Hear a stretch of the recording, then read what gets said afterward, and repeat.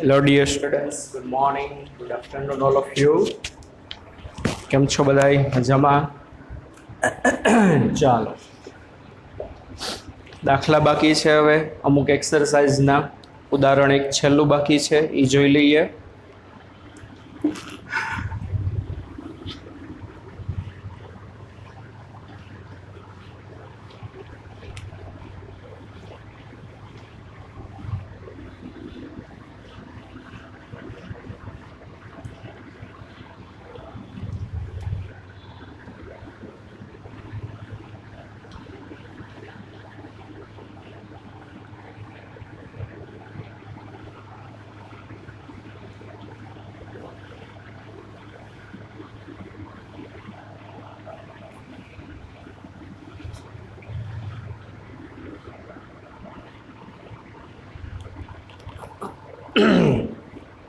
ચાલો છેલ્લું ઉદાહરણ સાવ સહેલું છે, આવડી જાય એવું છે.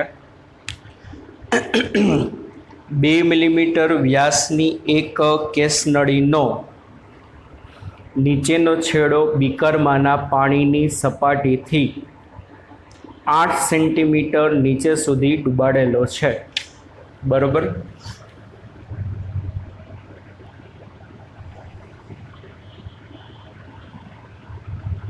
કેસ નળી ઉદાહરણ 12 નીચેનો છેડો જે છે પાણીની આ મુક્ત સપાટી હોય ત્યાંથી કેટલો ડૂબાડેલો છે? 8 સેન્ટીમીટર ડૂબાડેલો છે, બરોબર? ચાલો નળીના પાણીમાંના છેડા આગળ એક અર્ધ ગોળાકાર પરપોટો રચવા માટે નળીમાં કેટલું દબાણ જરૂરી છે? પ્રયોગના તાપમાને પાણીનું પૃષ્ઠતાણ આપેલું છે. ચાલો ડાયામીટર છે 2 mm, તો રેડિયસ થશે 1 mm. પૃષ્ઠતાણ આપેલું છે 7.3 ગુણ્યા 10⁻², ન્યૂટન પર મીટર, બરોબર? વાતાવરણનું દબાણ 1.01 × 10⁵ પાસ્કલ PA.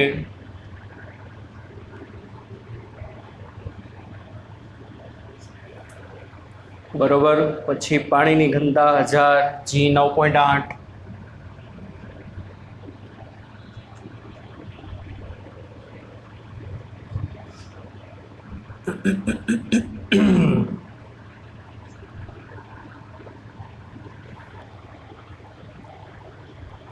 પરપોટાના વધારાના દબાણની પણ ગણતરી કરવાની છે. હકીકતે એમાં રકમમાં ભૂલ છે, પાણીની સપાટી પાસે નહીં પણ આ જે કેસનળી છે ને એના તળિયા પાસે જે પરપોટો રચાય ને એ કલ્પના કરવાની કે ભાઈ અહીંયા એક પરપોટો રચાય છે, તો આ પરપોટા પાસેનું દબાણ ગોતવાનું છે. રકમમાં ટ્રાન્સલેશનમાં ભૂલ છે, રકમમાં કીધું છે સપાટી પાસે, ના સપાટી પાસે નહીં પણ ગયા તો કે નળીના તળિયે જે પરપોટો રચાશે એનું દબાણ કેટલું? સિમ્પલ, ચાલો પરપોટા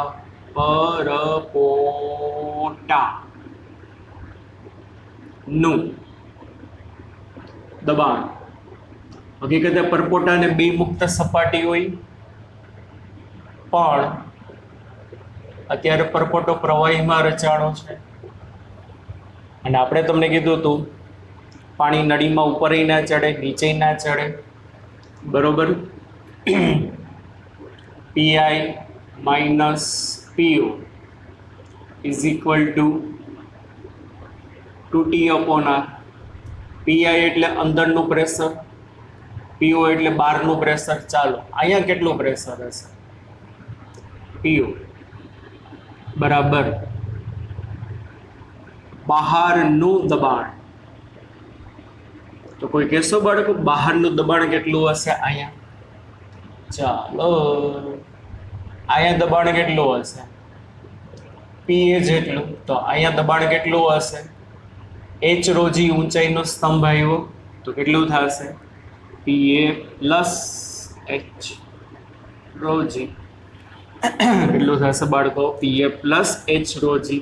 તો પીઓ બરાબર P A plus H rho g. Therefore P I અંદરનું દબાણ કેટલું હશે? પીઓ પ્લસ 2T/R. અને આર એટલે અત્યારે નળીની ત્રિજ્યા જ લઈ લેવાની, કાંઈ કીધું નથી એટલા માટે. અથવા તો કોન્ટેક્ટ એંગલ પાણી માટે 0 હોય, સમજાય છે? તો આપણે કાલે જોયું હતું કેપિટલ આર બરાબર સ્મોલ આર. પણ પીઓ એટલે P A plus H rho g plus 2T/સ્મોલ આર.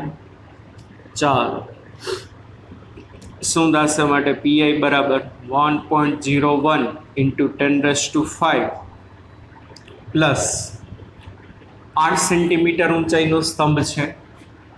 8 × 10⁻², 10⁻3, 9.8 પ્લસ 2 × T પાણીનું પૃષ્ઠતાણ આપેલું છે.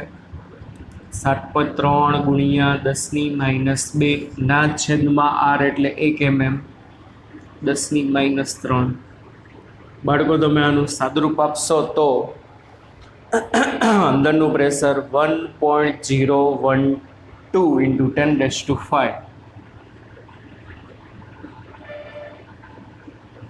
ન્યૂટન પર સ્ક્વેર. રેડી? અને અંદરની વધારાનું દબાણ, વધારાનું દબાણ મતલબ પીઆઈ માઇનસ પીઓ ઇઝ ઇક્વલ ટુ 2T/R.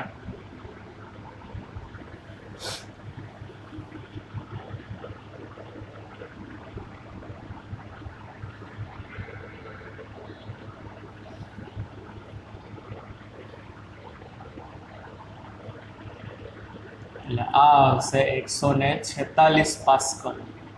કેટલું આવશે? 146 પાસ્કલ. ડન. ચાલો સ્વાધ્યાયનો પહેલો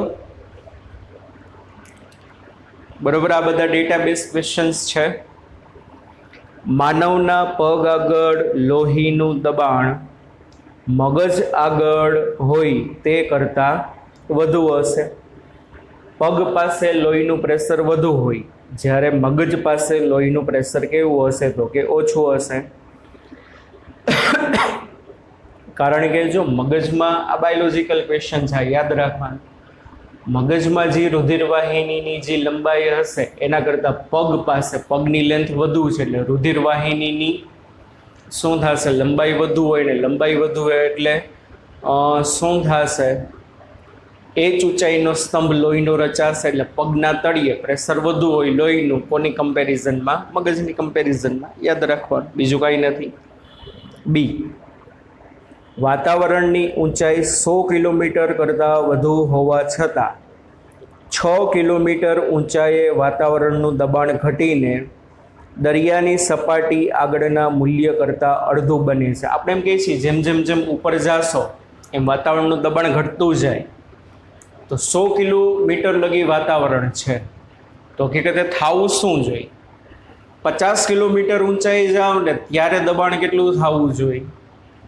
દરિયાની સપાટી પર હોય એના કરતાં અડધું. પણ આપણે સ્વાધ્યાયનો છેલ્લો દાખલો જોયો હતો કે સ્વાધ્યાયના છેલ્લા દાખલામાં આપણે જોયું હતું કે ભાઈ દબાણનો જે ફેરફાર જે છે એ દબાણનો ફેરફાર સુરેખ નથી, પણ કેવો છે? ચર ઘાતાંકીય રીતે છે. કેવો છે? ચર ઘાતાંકીય રીતે. P બરાબર P0 e⁻y/y/y0. સમજાય છે કે નહીં? હકીકતે દરિયાની સપાટીથી 100 કિલોમીટર ઊંચાઈ સુધી વાતાવરણ છે, તો 50 કિલોમીટર ઊંચાઈએ વાતાવરણનું દબાણ અડધું થવું જોઈએ, જેટલું સપાટી ઉપર હોય એટલું. પણ દબાણ છે ઊંચાઈના સમપ્રમાણમાં, ઊંચાઈના વ્યસ્ત પ્રમાણમાં નથી, તો એવી રીતે થાય. પણ કેવી રીતે છે? ચર ઘાતાંકીય રીતે ઘટે છે. એટલા માટે કે ભાઈ દબાણ જે છે P બરાબર P0 e−y/y0 સૂત્ર અનુસાર ચર ઘાતાંકીય રીતે ઘટતું હોવાથી દબાણ 50 કિલોમીટર નહીં પરંતુ 6 કિલોમીટર ઊંચાઈએ કેવું થશે? અડધું થશે.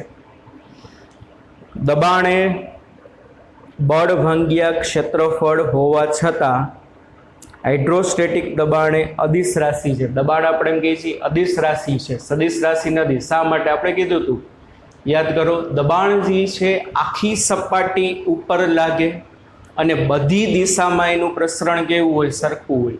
સદિશ રાશિ હોય તો એની કોઈ પણ એક દિશામાં પરફેક્ટ અસર હશે.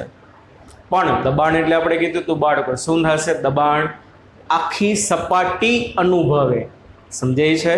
તો કોઈ પણ સપાટી ઉપર પ્રેશર લાગશે તે પ્રેશર જે છે બધી દિશામાં સમાન રૂપે પ્રસરતું હોવાથી દબાણ સદિશ નહીં પરંતુ કેવી રાશિ લેવામાં આવે છે? અદિશ રાશિ. ચાલો બીજો દાખલો. એમાં પહેલું ઓલરેડી આપણે સંપર્ક કોણમાં સમજાવી દીધું છે. પારાનો કાચ સાથેનો સંપર્ક કોણ ગુરુ કોણ છે, જ્યારે પાણીનો કાચ સાથેનો સંપર્ક કોણ લઘુ કોણ છે. ઓલરેડી ડિસ્કસ થઈ ગયું છે કોન્ટેક એંગલમાં. બી વસ્તુ પણ ઓલરેડી ડિસ્કસ થઈ ગઈ છે. સ્વચ્છ કાચની સપાટી પર પાણી ફેલાઈ જાય છે. શા માટે એ કીધું હતું? કારણ કે કાચ અને પાણીના અણુઓ વચ્ચે લાગતું સહશક્તિ બળ વધુ હશે એટલે કાચના અણુઓ પાણીના અણુઓને ખેંચી લે, જ્યારે પારાના અણુઓને ખેંચી શકતા નથી. ઓલરેડી ડિસ્કસ થિયરીમાં થઈ ગયું છે બી વસ્તુ.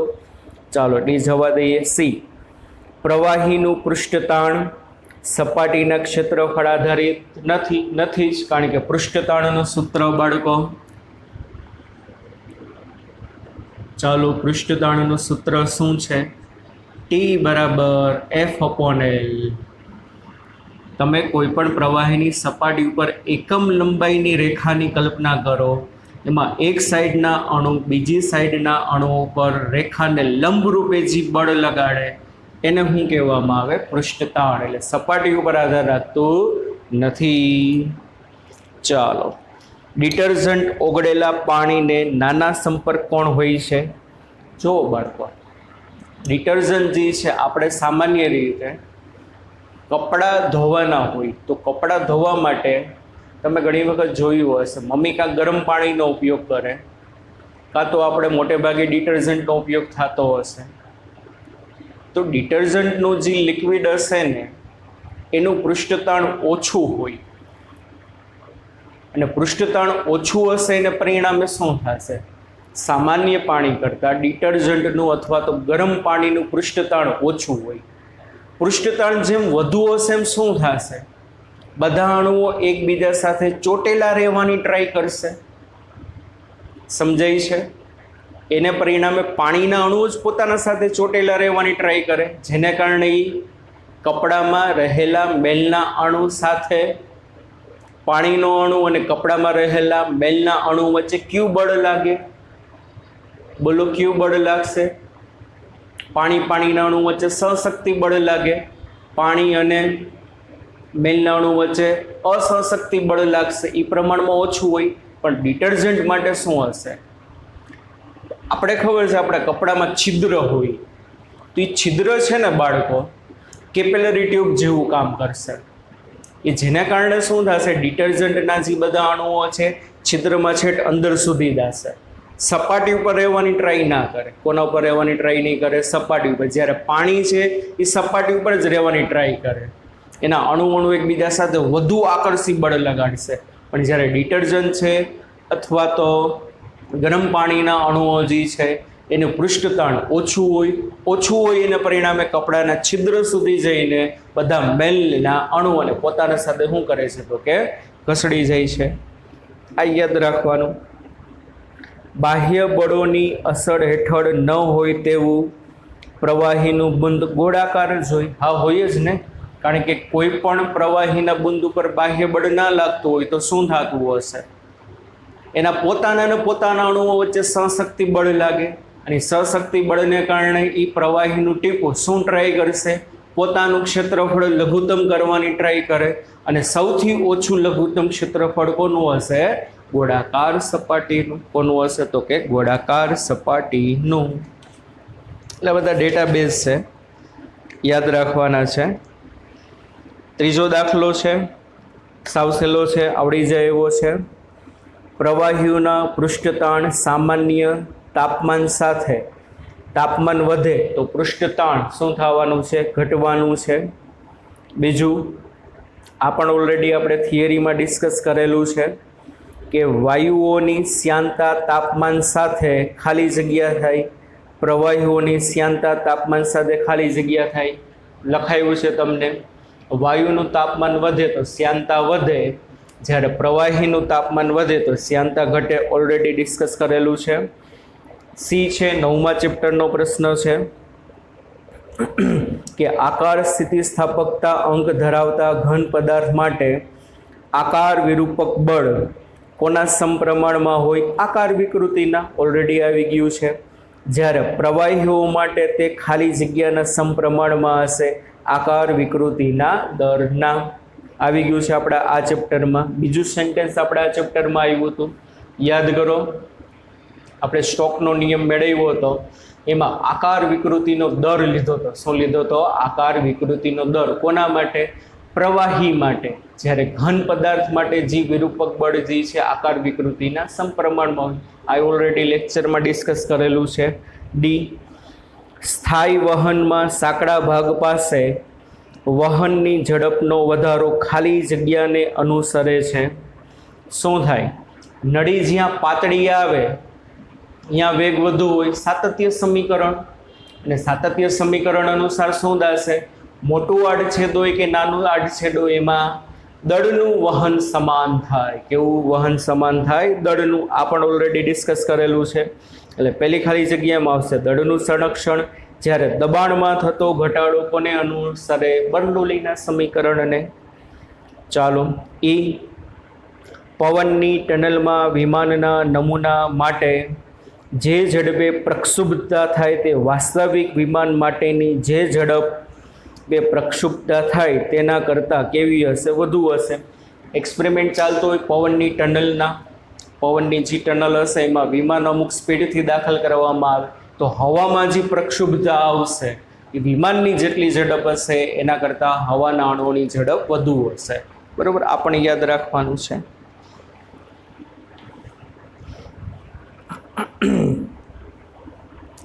ચાલો, રેડી. ચોથો પ્રશ્ન ડેટાબેઝ છે, આવડી જાય એવો છે.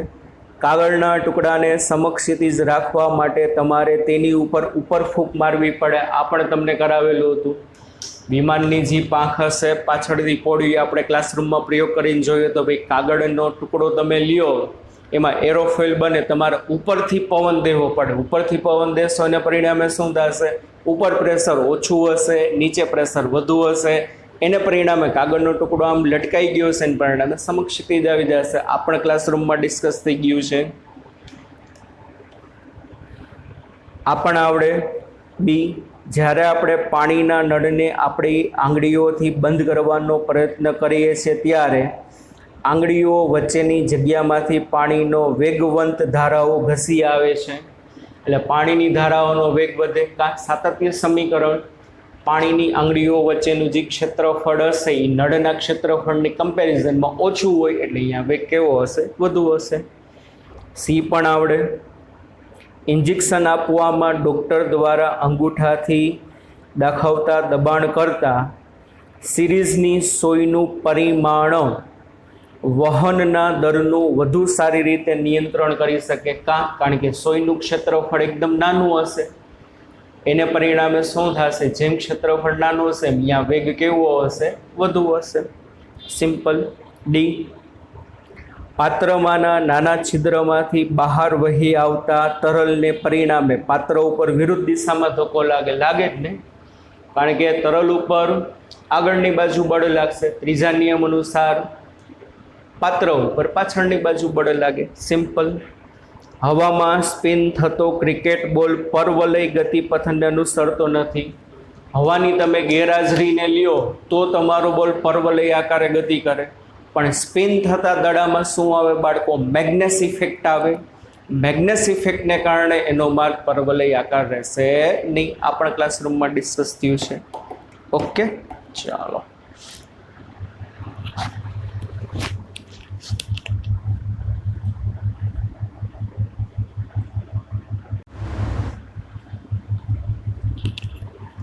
ચાલો આગળ. સ્વાધ્યાયનો 17મો દાખલો સાવ સહેલો છે, આવડી જાય એવો છે.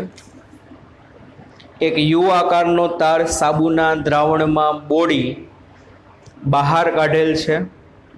તાર અને હલકા સરકતી ભુજા વચ્ચેની સાબુની પાતળી કપોટી 1.5 ગુણ્યા 10⁻2 ન્યૂટનના વજનને ટેકવેલ છે.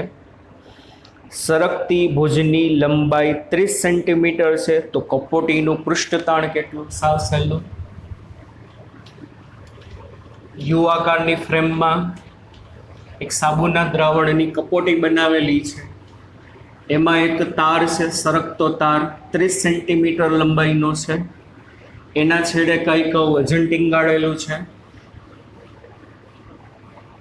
તો આપણે એનું પૃષ્ઠતાણ ગોતવાનું છે. સિમ્પલ.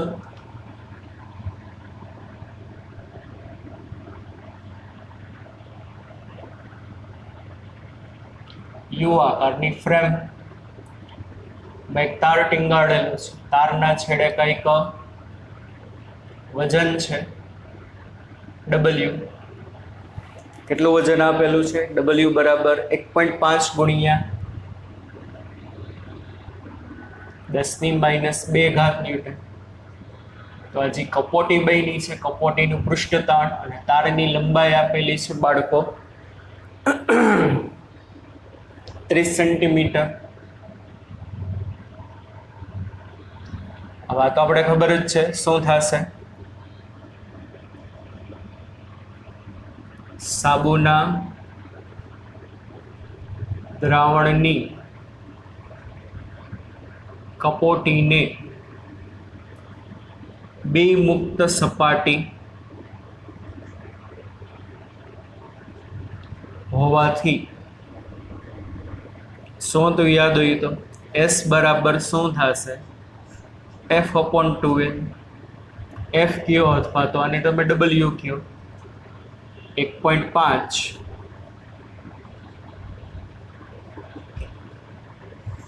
છેદમાં 2 ગુણ્યા L એટલે 30 ગુણ્યા 10⁻2. રેડી? આનું તમે સાદુરૂપ આપશો એટલે 2.5 ગુણ્યા 10⁻2 ન્યૂટન પર મીટર. આટલું રેડી? ચાલો પછી 18મો. એમાં 3 અલગ અલગ આકૃતિ આપેલી છે.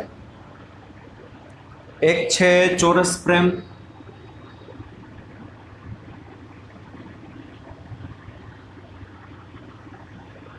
એના છેડે જે તાર છે એની લંબાઈ 40 સેન્ટીમીટર. એના છેડે કંઈક દળ ટીંગાડેલું છે. આમાં કંઈક કપોટી રચાણી છે.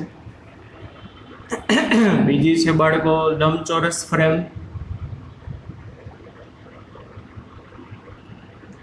એના છેડે જે તાર છે એની લંબાઈ 40 સેન્ટીમીટર.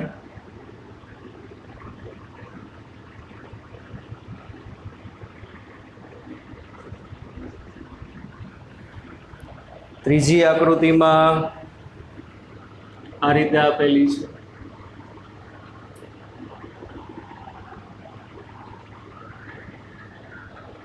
એના છેડે પણ જે તાર છે એની લંબાઈ 40 સેન્ટીમીટર.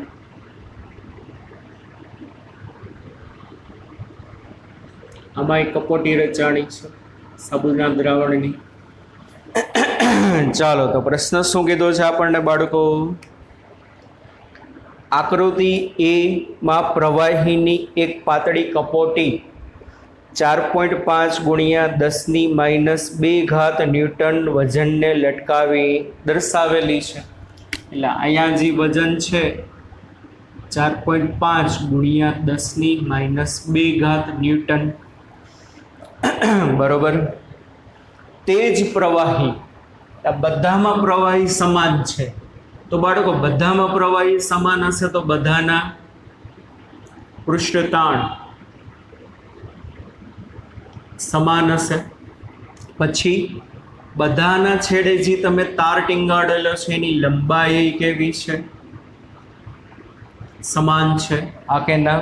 તો આગળ હું કીધું?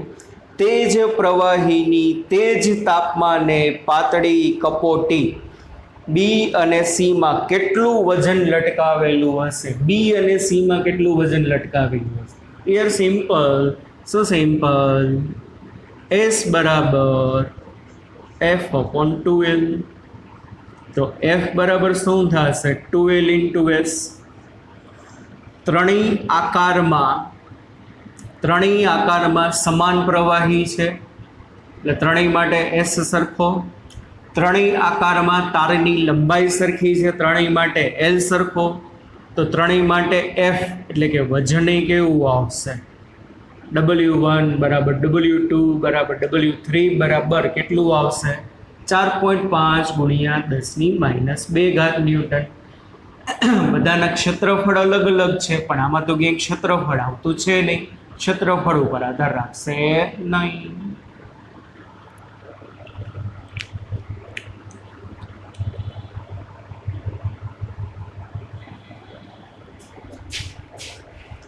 ચાલો આગળ.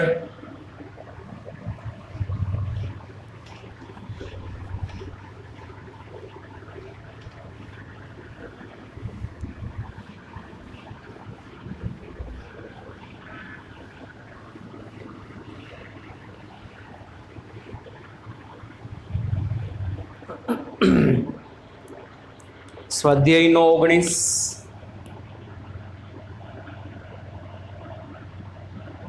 સાવ સહેલો દાખલો છે.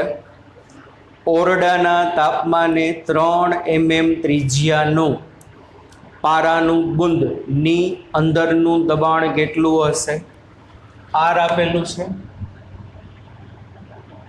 3 mm, પારાનું ટીપું છે અને બુંદ છે એટલે એક જ મુક્ત સપાટી હશે.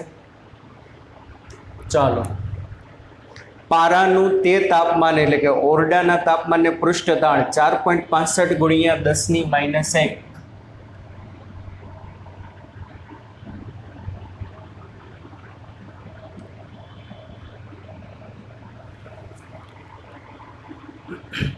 વાતાવરણનું દબાણ 1.01 × 10⁵.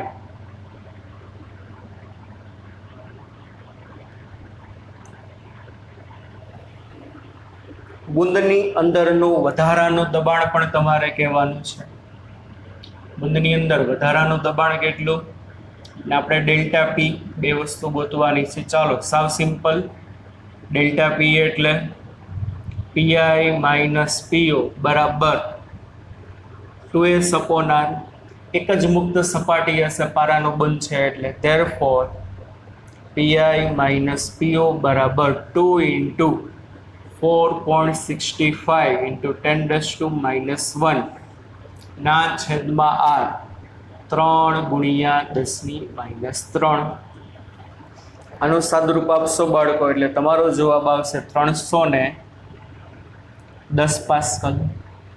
અંદરનું વધારાનું દબાણ એટલે પીઆઈ, માટે પીઆઈ બરાબર શું આવશે? પીઓ પ્લસ 2s અપોન આર. પણ પીઓ એટલે તો વાતાવરણનું દબાણ. રેડી? તો પીઆઈ બરાબર 1.01 × 10⁵ પ્લસ 310.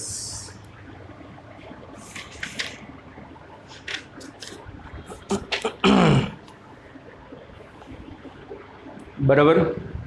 હવે આની સરખામણીમાં તો અવગણી શકાય ને, અથવા આને તમારે 10⁵ લખવી હોય તો કેવી રીતે લખાય?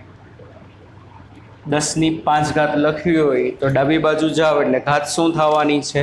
વધવાની છે. 0.00310 × 10⁵ થાય કે નહીં? જમણી બાજુ જાઓ એટલે ઘાત ઘટે. 1 2 3 4 5 10 ની -5 અને +5 થઈ ગયું કે નહીં? તો આને આમ લખાય 0.00310 ઇન્ટુ 10⁵ 10 ની 5 ઘાત કોમન 1.01 માં આ તમારે એડ કરવાનું એટલે 1.01310 ગુણ્યા 10 ની 5 ઘાત એટલે નિયર અબાઉટ પાછું ઈ જ આવશે 1.01 ઇન્ટુ 10⁵ પાસ્કલ. રેડી? ચાલો 20મા દાખલામાં 2 કેસ આપેલા છે.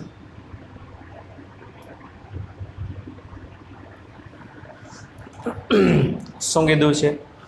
સાબુના દ્રાવણનું 20 ડિગ્રી સેલ્સિયસ તાપમાને પૃષ્ઠતાણ 2.5 ગુણ્યા 10 ની -2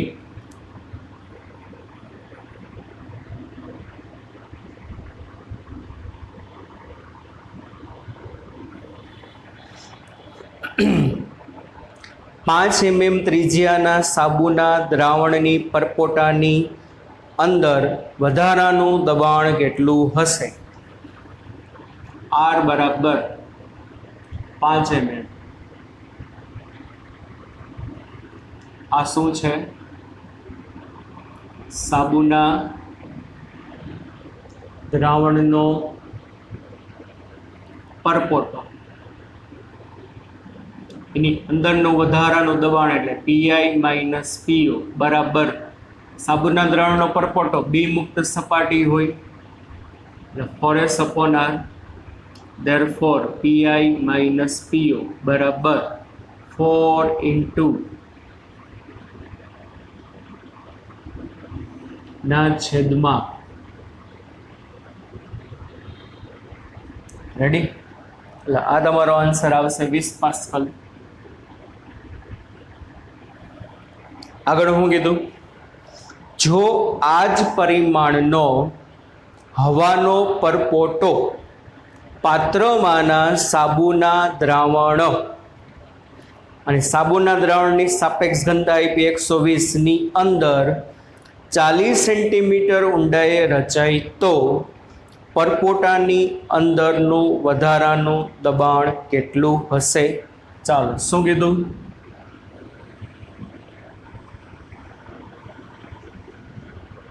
આ સાબુનું દ્રાવણ છે એમાં બી. હવે અહીંયા એક પરપોટો છે, કેટલી ઊંડાઈએ રચાણો છે બાળકો? 40 સેન્ટીમીટર ઊંડાઈ, સમાન પરિમાણ વાળું છે બરોબર. એટલે આજુબાજુ આ જે હકીકત આ પરપોટો તો કોનો કહેવાય? સાબુના દ્રાવણનો જ પરપોટો કહેવાય. લખ્યું છે હવાનો, કારણ કે અંદર હશે હવા, પણ કહેવાય તો સાબુના દ્રાવણનો પરપોટો. એક જ મુક્ત સપાટી હશે. સમજાય છે કે નહીં? તો પહેલા તો બી કેસમાં PI - PO બરાબર શું થઈ જશે? 2S/R. એટલે આ 20 આવતું તો એના કરતાં અડધું. આ કેટલું થઈ જશે? 10 પાસ્કલ. સમજાય છે કે નહીં? માટે હવે આ 40 સેન્ટીમીટર ઊંડાઈ રચાણું છે, તો 40 સેન્ટીમીટર ઊંડાઈ રચાશે તો આ બિંદુએ PO કેટલો હશે? આ બિંદુએ PO વાતાવરણનું pressure plus H ρg, PO બરાબર PA પ્લસ H ρg. તો માટે PI બરાબર શું આવશે? PO પ્લસ 2S/R એટલે PA plus H ρg plus 2S/R. સાબુના દ્રાવણની સાપેક્ષ ઘનતા આપેલી છે બરોબર. સાપેક્ષ ઘનતા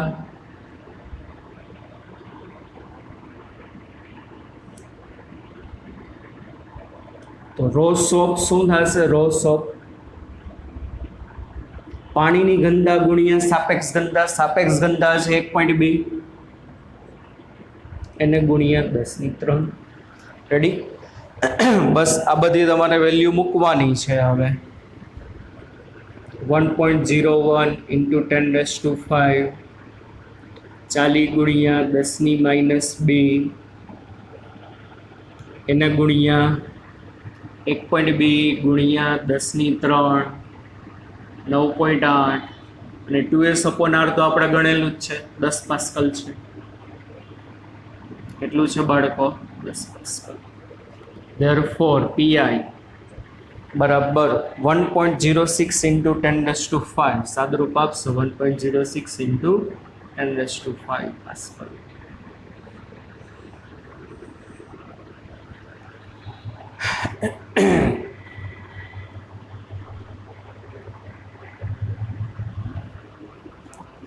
ચાલો 20 પછી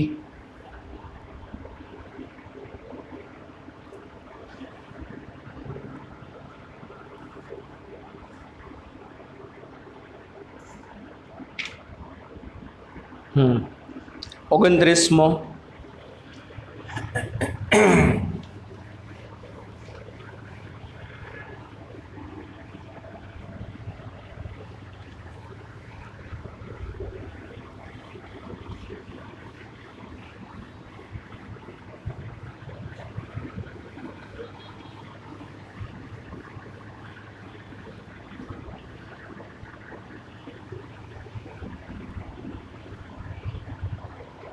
સાવ સહેલો.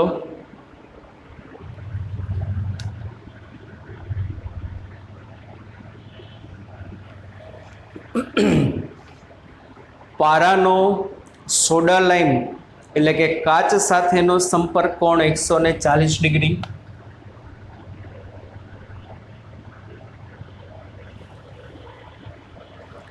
આવા કાચની 1 મિલીમીટર ત્રિજ્યાની એક પાતળી નળી છે, કેપિલરી ટ્યુબ છે, 1 મિલીમીટર ત્રિજ્યાની કાચની ટ્યુબ. પારો ભરેલા પાત્રમાં બોળો છો. બહારની પ્રવાહીની સપાટીની સાપેક્ષે નળીમાં પારો કેટલા પ્રમાણમાં નીચે ઉતરે? આમાં ડિપ્રેસ થશે કારણ કે પારાનો સંપર્ક કોણ 90 કરતાં વધુ છે એટલે ઉપર ના ચડે, ત્યાં હવે નીચે આવશે. બરાબર. પ્રયોગના તાપમાને પારાનું પૃષ્ઠતાણ 0.465.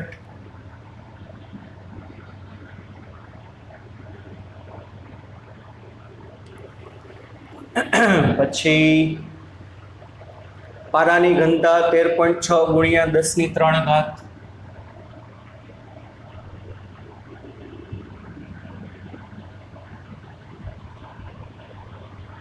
ચાલો પારો કેટલો નીચે જશે? h બરાબર 2t cos θ upon r rho g. Ready? 2t cos θ upon r rho g એટલે 2 into t 0.465. અહીંયા આવશે cos 140 અને cos 140 એટલે લખાય હું cos 90 plus 50 એટલે sin 50 ડિગ્રી જોઈ લેવાનું. એ તો હવે તમને આવડે.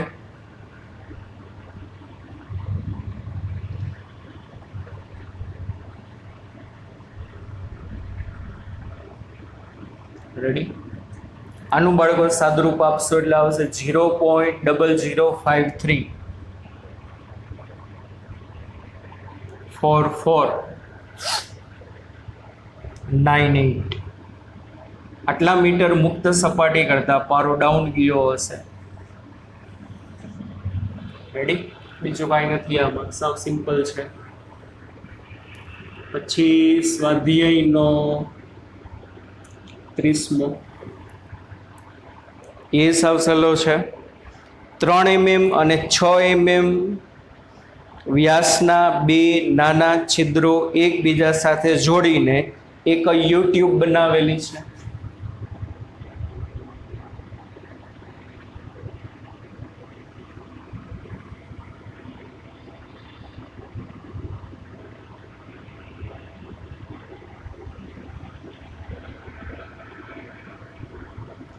યુટ્યુબમાં એક ભાગ છે અને બીજો ભાગ છે. એક ભાગની આ જે રેડિયસ છે R1 એ 3 mm અને બીજા ભાગની જે રેડિયસ છે 6 mm. રેડી? ચાલો, રેડિયસ જ આપેલી છે ને, સોરી વ્યાસ આપેલા છે, તો આ થશે 1.5 mm અને આ થશે 3 mm. ચાલો આગળ, જે બંને છેડેથી ખુલ્લી છે, જો યુટ્યુબમાં પાણી રાખેલું હોય તો ટ્યુબના બે ભુજામાં સપાટી વચ્ચેનો તફાવત કેટલો? આમાં માની લો પાણી આટલી હાઈટ સુધી ચડેલું છે, આમાં પાણી આટલી હાઈટ સુધી ચડેલું છે,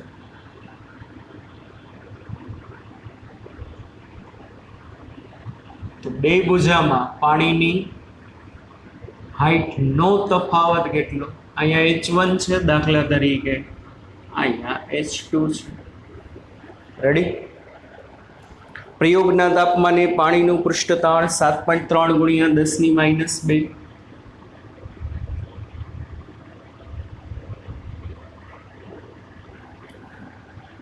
પાણીની ઘનતા 1000.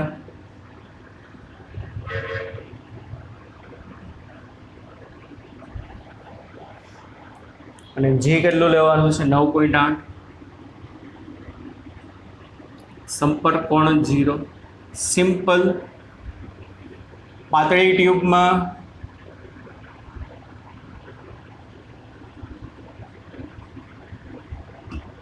પાણીની ઊંચાઈ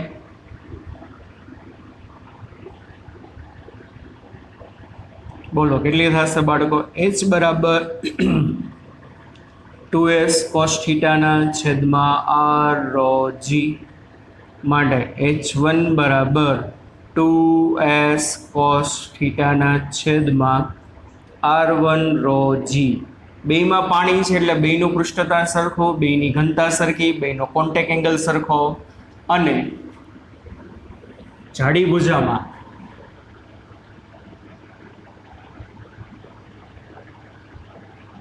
પાણીની ઊંચાઈ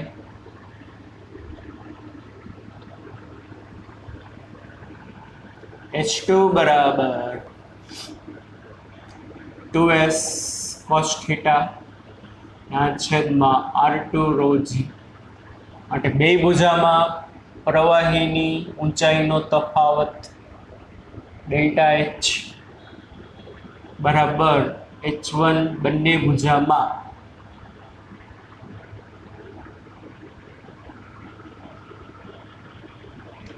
પાણીની સપાટીનો તફાવત h1 માઇનસ h2, તો બેમાંથી 2s cos θ ના છેદમાં રોજી કોમન આવશે, વધશે શું? 1/r1 minus 1/r2. 2 ગુણ્યા 7.3 ગુણ્યા 10⁻² ગુણ્યા cos 0 ના છેદમાં 10⁻³ ગુણ્યા 9.8 ના છેદમાં 1/r1 એટલે 1.5 ગુણ્યા 10⁻³ માઇનસ 1/3 ગુણ્યા 10⁻³ છેદમાંથી 10⁻³ કોમન કાઢી લો, તમારે સાદુરૂપ આપવાનું. બાળકો તમારો ડેલ્ટા h આવશે 4.96 ગુણ્યા 10⁻³ મીટર, એટલે 4.96 મિલીમીટર, એટલે નિયર અબાઉટ કેટલું થશે? 5 mm. ઓકે, ચાલો આટલા દાખલા બાકી હતા. ડન. ચાલો નેક્સ્ટ લેક્ચરમાં નવું ચેપ્ટર ચાલુ કરશું. બરોબર, ત્યાં લગી બધા બાળકોને bye bye, take care, C you બાળકો, ધ્યાન રાખજો.